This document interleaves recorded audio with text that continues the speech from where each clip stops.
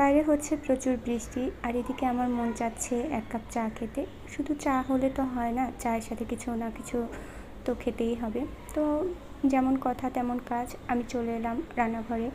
বানালাম আলু পুরি আর chicken nuggets. Chicken নাগেটসটা আগে থেকে আমার ফ্রিজে তৈরি করা ছিল, তাই হচ্ছে ওটা আমি বানাইনি। আর আমি এখন যেটা করতেছি সেটা হলো আলু পুরির জন্য আর ময়দাটা আমি মাখিয়ে রেখে দিচ্ছি। আর এদিকে চুলাতে হচ্ছে আমি আলু সেদ্ধ বসিয়ে দিয়েছি।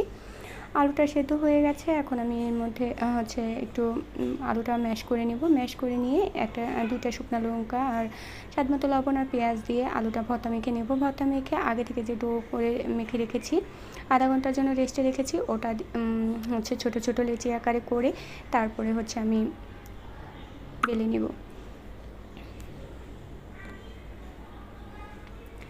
বিকেলে চায়ের সাথে কিন্তু আলুর পুরি কিংবা ভাজা পোড়া যে কোনো